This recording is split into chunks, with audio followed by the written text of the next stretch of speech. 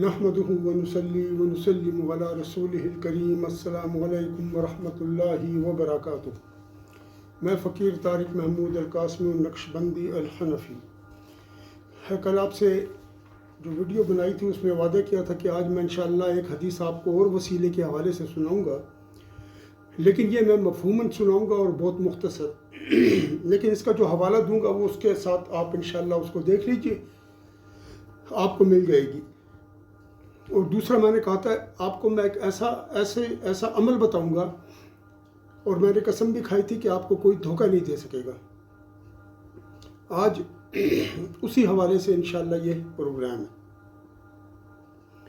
سب سے پہلی حدیث جو ہے میں آپ کو سناتا ہوں اس حوالے سے کہ اللہ تعالیٰ کس طریقے سے اپنے اولیاء کے صدقے میں، اپنے محبوبوں کے صدقے میں اور ان کے وسیلے سے، ٹھیک ہے، جو ان کی مجلس میں بیٹھا ہو، صرف یعنی ان کے پاس کسی کام سے گیا ہوا ہو، ان کے ساتھ ذکر فکر میں مشغول نہ ہو، نہ ان میں سے ہو، بلکہ صرف بیٹھا ہو، اللہ اس کو بھی بخش دیتے ہیں۔ اور یہ اللہ تعالیٰ کی ذات نے ہمیں قیامت سے پہلے ان تمام جو افعال وہاں پر یا جو امور وہاں پر سرزد ہوں گے ان کے بارے میں اپنے نبی پاک صلی اللہ علیہ وآلہ وسلم کے تھرو ہمیں بتا دیا۔ جس طرح کل کی حدیث میں نے بتایا تھا کہ وہ توبہ کرنے جاتا ہے اور ان لوگوں تک پہنچ بھی نہیں پاتا جو اللہ کے ذکر میں مشغول ہوتے ہیں اور نیک لوگ ہوتے ہیں، لیکن اللہ تعالیٰ اس کی مغفرت فرما دیتے ہیں کہ وہ ان کے زیادہ قریب تھا۔ حدیث شریف یہ ہے جی کہ یہ حدیث بخاری شریف میں حدیث کا نمبر ہے جی 2353، اور اس حدیث کو روایت کیا حضرت ابو ہریرہ رضی اللہ تعالیٰ عنہ نے۔ میں اس سے پہلے اس حدیث کو اپنے کسی ایک اور ویڈیو میں روایت کر چکا ہوں مسلم شریف کے حوالے سے۔ آج میں بخاری شریف کے حوالے سے اس کو روایت کر رہا ہوں، مختصر، کیونکہ جو میرا زیادہ فوکس ہے وہ دوسری حدیث پر ہے۔ اللہ تعالیٰ کے کچھ فرشتے ہیں جی جو اس کائنات میں پھرتے رہتے ہیں، کرۂ ارض پہ پھرتے ہیں اور دیکھتے ہیں کہ کہاں پر جو ہے تو اللہ کے ذکر کی مجلس لگی ہوئی ہے۔ جب وہ اس مجلس کو ڈھونڈ لیتے ہیں تو باقی جو فرشتے ہیں ان کو آواز دیتے ہیں کہ آ جاؤ، ہمیں اپنا مقصد مل گیا ہے، یعنی جو ذکر کرنے والے لوگ ہیں ہمیں مل گیا۔ پھر وہ سارے فرشتے آتے ہیں اور آپس میں اس مجلس کو گھیر لیتے ہیں اور اس طریقے سے اپنے پروں کو ایک دوسرے کے ساتھ ملاتے ہیں کہ آسمان کی بلندی تک وہ ایک مینار سا بن جاتا ہے، اور ایک جو ہے نا تو انہوں نے اس مجلس کو گھیرا ہوا ہوتا ہے۔ پھر جب یہ مجلس ختم ہوتی ہے تو اللہ کے پاس جاتے ہیں، اللہ تعالیٰ ان سے سوال و جواب کرتے ہیں کہ کیا کر رہے تھے۔ یہ کہتے ہیں وہ ذکر کر رہے تھے، مغفرت طلب کر رہے تھے، دوزخ سے پناہ مانگ رہے تھے، جنت کی طلب کر رہے تھے۔ تو اللہ تعالیٰ فرماتے ہیں کہ انہوں نے جنت کو دیکھا ہے، دوزخ کو دیکھا ہے؟ تو وہ فرشتے کہتے ہیں کہ نہیں۔ تو اللہ تعالیٰ پھر جواب میں فرماتے ہیں ان کو کہ اگر وہ دیکھ لیتے تو پھر کتنی شدت سے مانگتے۔ تو اس کے اندر یہ چیز پوشیدہ ہے کہ ان کی شدت میں اور اضافہ ہوتا۔ ایک انسان جب کسی چیز کو دیکھ لیتا ہے، اس کی آنکھیں اس کو دیکھ لیتی ہیں، تو وہ انسان کے قلب و دماغ میں اور اس کے جو شعور ہے نا، جو اس کا شعور ہے اس کے اندر جو ہے نا وہ کیا ہو جاتا ہے جی، وہ اس کے اندر بالکل ایک صورت کے طور پر، ایک نقشے کے طور پر اس کا ایک جو ہے نا تو جم جاتا ہے اس کے شعور میں۔ پھر جب وہ جم جاتا ہے تو پھر اس کی بہت شدت کے ساتھ طلب کرتا ہے، بہت شدت کے ساتھ طلب کرتا ہے اس کی، کیونکہ وہ اس کو دیکھ چکا ہوتا ہے۔ تو وہ جس طرح کہتے ہیں نا لیس الخبر کالمعائنہ، کہ جو بات ہے نا وہ دیکھنے کی طرح نہیں ہے۔ جب آپ کو کوئی خبر بات کے ذریعے دی جاتی ہے، گفتگو کے ذریعے، وہ اس طرح نہیں ہوتی جس طرح کی اس چیز کو دیکھ لیا جائے۔ تو پھر اللہ تعالیٰ ان سے پھر یہ فرماتے ہیں کہ گواہ ہو جاؤ، فرشتوں کو کہتے ہیں۔ جب یہ سارا ہو جاتا ہے تو پھر فرشتوں سے اللہ کریم فرماتے ہیں آگاہ ہو جاؤ، میری یہ بات سن لو، میں نے ان سب کو بخش دیا جو مجھ سے یہ ذکر کر رہے تھے، جو فکر کر رہے تھے، جو پناہ مانگ رہے تھے، جو بخشش۔ تو ایک فرشتہ اس میں بولتا ہے کہ یا اللہ، اس میں ایک شخص جو تھا وہ اپنی حاجت کے لیے آیا ہوا تھا وہاں پر، وہ ان میں سے نہیں تھا، وہ ذکر و فکر کے لیے نہیں تھا آیا، وہ ادھر اپنی کسی حاجت کی وجہ سے ان لوگوں سے کوئی کام تو اس میں آ کے بیٹھ گیا تھا وہ، تاکہ جب یہ فارغ ہو تو اپنی حاجت پیش کر سکے، یہی مطلب ہے۔ تو اللہ تعالیٰ فرماتے ہیں کہ لا یشق بہم جلیسہم، یہ مسلم شریف کے الفاظ ہیں، اور جو یہاں پر ہیں وہ صرف قالہم الجلساء لا یشق جلیسہم، کہ یہ وہ بیٹھنے والے لوگ ہیں جو ذکر کر رہے ہیں کہ ان کے پاس بیٹھنے والا بھی بدبخت نہیں ہوتا۔ اس آدمی نے کون سا نیکی کا کام کیا تھا؟ مسلم شریف کی روایت میں وہ تو بہت گناہ گار ہے، خطاؤن کا لفظ آیا وہاں پر کہ وہ تو بہت زیادہ خطا کار تھا جو ادھر بیٹھا ہوا تھا۔ اللہ تعالیٰ فرماتے ہیں میں نے بخش دیا۔ یہاں پر آیا کہ اس کے ساتھ بیٹھا ہوا بھی کیا ہے جی، وہ بدبخت نہیں ہوتا. کس لیے اللہ نے بخش دیا؟ وہ تو گناہ گار تھا. ان کی وجہ سے، جس طرح اس قاتل کو 100 قاتلوں کو ان حضرات کی وجہ سے بخشا جو ذکر و فکر میں مشغول تھے، یہ اللہ کا امت محمد صلی اللہ علیہ وسلم پر اور باقی امتوں پر بھی یہ اللہ کا فضل ہے، جو اللہ تعالیٰ نے حدیث میں بیان فرمایا ہے. خود حدیث قدسی میں سبقت رحمتی غضبی، میرے غضب پر میری رحمت پہلے ہے، برتر ہے، وہ اس پر سبقت رہ گئی ہے. یعنی جہاں پر دو معاملات ہوں، ایک غضب کا، ایک جو ہے تو رحمت کا تو ہے ہی رحمت کا، لیکن غضب کا معاملہ بھی ہو تو اس پر بھی اللہ تعالیٰ کی جو رحمت ہے وہ سبقت کی ہوئی ہے. جس طرح یہاں پر پتہ لگا اللہ تعالیٰ کی اس نے، اور کل جو میں نے آپ کو بتایا تھا، آپ نے وہ سن لیا ہوگا وہ پروگرام، اس کو دوبارہ سنیں، دیکھیں کتنی غلط طریقے سے انہوں نے یہ چیزیں کی ہیں. آپ یقین کریں میرا انجینئر سے کوئی کام نہیں ہے، میرا کسی سے کوئی کام نہیں ہے، لیکن جب یہ لوگ گمراہ کرنے کی کوشش کرتے ہیں تو پھر مجبوراً مجھے یہ ویڈیو بنانی پڑتی ہے. اب دیکھیں یہ حدیثیں ان لوگوں نے چھپائی ہوئی ہیں. چلیں بات پھر لمبی ہو جائے گی، چلتی ہے مسترف. آج میں آپ کے پاس ایک ایسی حدیث لے کر آیا ہوں. میرے بھائیوں، میں پھر قسم کھا کر کہتا ہوں، مجھے اس ذات کی قسم ہے جس نے نبی پاک صلی اللہ علیہ وآلہ وسلم کو حق کے ساتھ مبعوث فرمایا اور ہم لوگوں کو اتنا خوش نصیب بنایا کہ ہمیں نبی علیہ السلام کی، ان پاکیزہ نبی علیہ السلام کی امت میں پیدا فرمایا، اور اس نبی پاک صلی اللہ علیہ وآلہ وسلم پر، ان نبی محترم پر اربوں کھربوں اس گنتی کی تعداد کے مطابق جو میرا رب جانتا ہے، ہر سیکنڈ میں اتنے درود و سلام ہوں ان پر کہ انہوں نے ہمیں کس کس طریقے سے وہ خیر اور بھلائی کا راستہ دکھایا اور اس تک پہنچنے کے اسباب ہمیں مہیا فرمائی. ان اسباب میں سے ایک سبب یہ حدیث مبارک بھی ہے. ہماری جو میں نے بہت غور و فکر کیا ہے اور بڑا سر کھپایا، تو آخر میں اس نتیجے پر پہنچتا ہوں کہ ہماری جو تباہی کی بنیادی وجہ، ہمارے کاروبار خراب، ہماری معاش خراب، ہمارے کردار خراب، ہماری اولاد خراب، کیا کچھ نہیں ہو رہا. لڑکیاں گھر سے نکلتی ہیں، کسی محبت کرنے والے کے ساتھ غائب ہو جاتی ہیں، پولیس والے ملے ہوئے ہیں، ادارے آپ کے تباہ ہیں، کوئی کچھ کرنے والا نہیں ہے. تو آخر ایک تو ہے نا، اگر ادارے تباہ ہو گئے، اگر کہ پولیس رشوت لینے لگی، آپ کا کوئی پرسان حال نہیں ہے، تو کیا اللہ اور اس کا رسول بھی آپ کا پرسان حال نہیں ہے؟ اللہ نے جو زمین میں اولیاء بٹھائے ہوئے ہیں، یہ بھی آپ کے پرسان حال نہیں ہے؟ سچے اولیاء وہ نہیں وہ شلوار ٹنگی ہے کسی جگہ پر، کسی جگہ پر قمیص ٹنگی ہے، اور کسی جگہ پر بابا نے لڑکیوں کو سینے سے لگایا اور لڑکیاں بھی بڑی خوشی میں بابا کے سینے سے لگی ہوئی ہیں. یہ دین نہیں ہے. میں آج آپ کو بتاتا ہوں دین کیا ہے. یہ ہے دعائے استخارہ. حضرت جابر رضی اللہ تعالی عنہ سے روایت ہے، حدیث کا نمبر ہے 6382. ٹھیک ہے جی، حدیث کا نمبر ہے 6382، بخاری شریف جلد نمبر 2. اور جو پہلی حدیث بتائی تھی اس کا بھی یہی ہے. ٹھیک ہے جی، جلد نمبر 2 اور حدیث کا نمبر ہے 2353، جلد نمبر 2. اب وہ کیا فرماتی ہیں کہ جابر رضی اللہ تعالیٰ عنہ ارشاد فرماتے ہیں کہ نبی پاک صلی اللہ علیہ وآلہ وسلم، کان النبی صلی اللہ علیہ وسلم یعلمنا الاستخارۃ فی الامور کلھا کالسورۃ من القرآن، کہ نبی پاک صلی اللہ علیہ وآلہ وسلم ہمیں استخارے کی تعلیم اس طریقے سے دیا کرتے تھے جس طریقے سے وہ ہمیں کوئی قرآن کی صورت سکھا رہے ہوں. فی الامور کلھا، تمام امور کے اندر جتنے بھی کام ہیں، آپ گھر سے باہر جا رہے ہیں، آ رہے ہیں، بیٹھ رہے ہیں، سو رہے ہیں، جاگ رہے ہیں، کاروبار کا مسئلہ ہے، بیٹی کا مسئلہ ہے، بیٹے کا مسئلہ ہے، پڑھائی کا مسئلہ ہے، پیسوں کا مسئلہ ہے، کسی چیز کا بھی مسئلہ ہے، آپ نے کسی شخص کے پاس جانا ہے ملنے کے لیے، یعنی دنیا کا کوئی کام بھی ہو، میں آپ کو بڑا آسان طریقہ آج بتاؤں گا، تو وہ یہ استخارہ راہ نجات ہے. استخارہ کس کو کہتے ہیں جی؟ استخارہ یہ مصدر ہے اور اس کا مطلب ہے خیر کا طلب کرنا. خیر کا طلب کرنا. جب آپ استخارہ کرتے ہیں تو اس کا مطلب ہوتا ہے آپ اللہ کریم سے خیر طلب فرما رہے ہیں، آپ اللہ کریم کے حضور میں گزارش کر رہے ہیں، آپ اللہ کریم کے حضور میں عرضداشت پیش کر رہے ہیں کہ اللہ میری یہ عرضداشت ہے تو آپ اس میں میری مدد کیجئے، مجھے خیر عطا کیجئے. تو جب آپ اللہ سے خیر مانگیں گے اللہ آپ کو برائی دے گا. ایک عام آدمی جس کو اللہ نے بہترین اخلاق کے ساتھ پیدا فرمایا، جو نبی پاک صلی اللہ علیہ وآلہ وسلم سے محبت رکھتا ہے اور ان کے عشق و محبت میں اپنی تربیت کو لے کر چل رہا ہوتا ہے، اپنے نفس کی تربیت کو لے کر چل رہا ہوتا ہے، جب اس کے دروازے پر کوئی شخص آ جائے تو وہ کیا کرتا ہے؟ وہ اپنے نفس کو بھول کر اس کی خدمت کرتا ہے.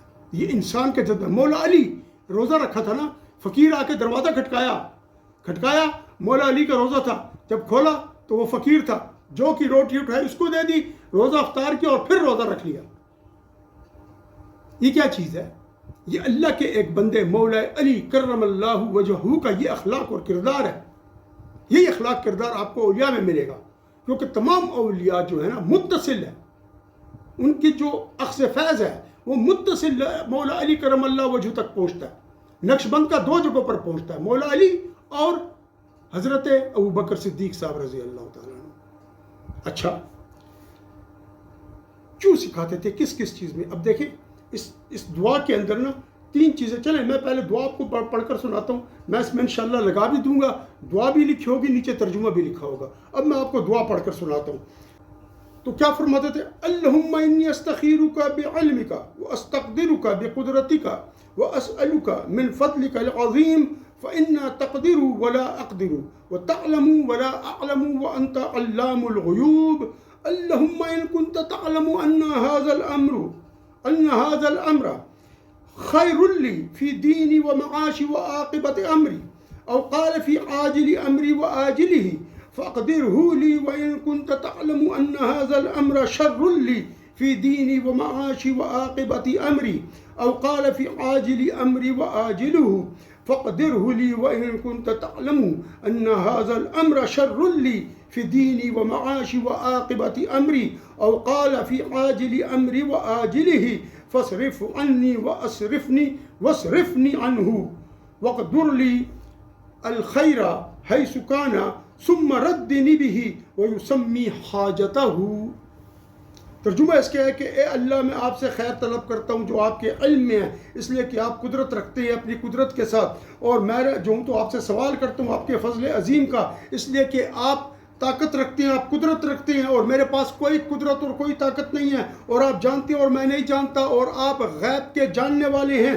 اللہم ان کنت تعلم، اے میرے اللہ اگر کہ آپ جانتے ہیں کہ اس امر میں میرے لیے خیر اور بھلائی ہے، میرے دین میں، میری معاش میں اور میرے آخرت کے معاملے میں، یا پھر دوسرے الفاظ یہ تھے فی عاجلی امری و آجلی، تاخیر سے ہو یا جلد میرا امر ہو، یعنی جو مسئلہ میں پیش کر رہا ہوں آپ کی خدمت، تاخیر سے ہو جلدی ہو، دونوں صورتوں میں فقدرہ لی، تو اس کو میرے لیے مقدر فرما دے۔ وَإِن كُنتَ تَعْلَمُ، اگر آپ جانتے ہیں کہ یہ معاملہ جو میرے لیے شر ہے، اس میں میرے لیے خیر نہیں برائی ہے، اور یہ معاملہ کس چیز سے تعلق رکھتا ہے؟ میرے دین سے، میری معاش سے اور میرے آخرت کے انجام سے۔ عاقبت امری تو آپ کا جو آخری انجام ہے اس دنیا میں بھی اور آخرت میں بھی، جو اس معاملے میں آخری انجام ہو وہ، یا جو آخرت میں آپ کا انجام ہے وہ، کیونکہ اس کا بھی تعلق اس کے سے جڑا ہوا ہے۔ اگر حرام کی چیز آپ نے کر لی تو آپ کی عاقبت امری برباد ہوگی، اور اگر اچھا کام کر لیا تو ظاہر جب آپ اللہ سے مانگ رہے ہیں تو اللہ آپ کو اچھا کام دیں گے۔ اوقال فی عاجلی امری و آجلی ہی، یا جو ہے تو اس میں تاخیر ہو یا جلدی اس امر کے اندر ہو، فصرفہ عنی، تو اس برے امر کو جس میں شر ہے اس کو مجھ سے دور کر دے، وصرفنی عنہ، اور مجھے بھی اس سے دور کر دے، یعنی اس کو مجھ سے دور کر دے اور مجھے بھی اس سے دور کر دے، دل سے خیال ہی نکال دے، میں کرتا ہی نہیں۔ وقدر لی الخیر حیث کانا، پھر میرے لیے اس خیر کو مقرر فرما دے، پھر خیر کو میرے لیے مقدر فرما دے، مقرر کر دے، جہاں پر بھی یہ خیر رکھی ہو، چاہے اس کام میں ہو یا کسی اور کام میں ہو۔ ثم ردنی بھی، پھر مجھے اس سے راضی کر دے، جو آپ کا فیصلہ ہے مجھے اس سے راضی کر دے، ویسمی حاجتہ، اور اپنی حاجت کو وہاں پر ذکر کرے۔ اب دیکھیں اس جگہ پر ایک لفظ ہے ھذا الامر، ھذا الامر، یہاں پر آپ نے اس امر کا خیال کرنا ہے۔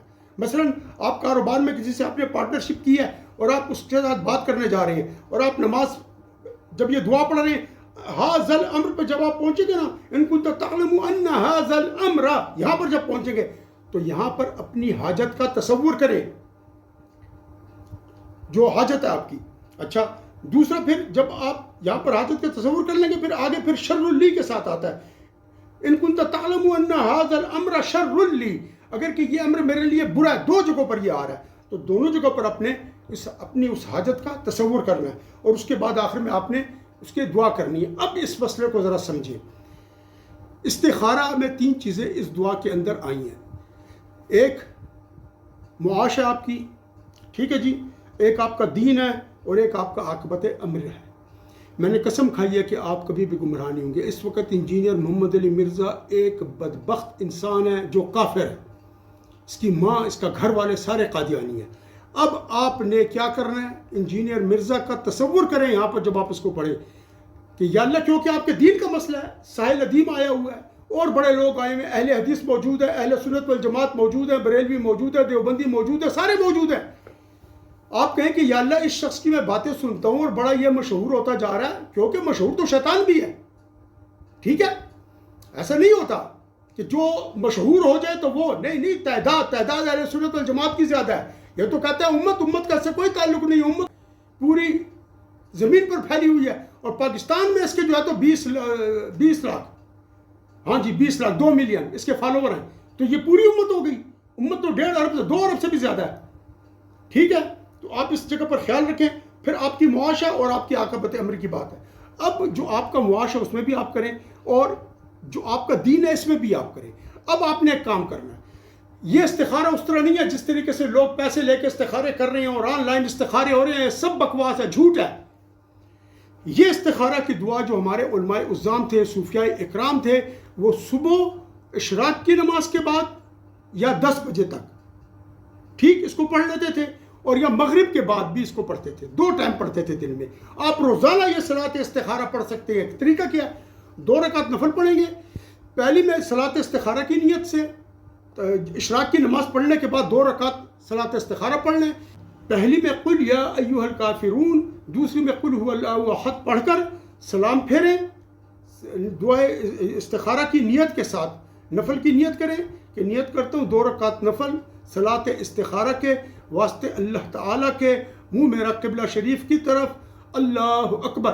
اور جب اللہ اکبر کہیں تو قبلے کی طرف آپ کا رخ ہو، ہاتھ کی انگلیاں اس طرح کھلی، اس طرح اللہ اکبر۔ پھر آپ نے جب ہاتھ باندھ لے تو پھر آپ سجدے کی طرف نگاہ ڈالیں گے۔ ایسا نہ ہو کہ سجدے کی طرف دیکھ رہے ہو اور آپ جو ہے تو اللہ اکبر کر رہے ہو، نہیں ایسا نہیں ہوگا۔ یہ ہر نماز میں اس طرح نیت باندھنی ہے۔ جب آپ نے باندھ لی، اس کے بعد نماز سے فارغ ہو کر آپ یہ دعا پڑھیں گے۔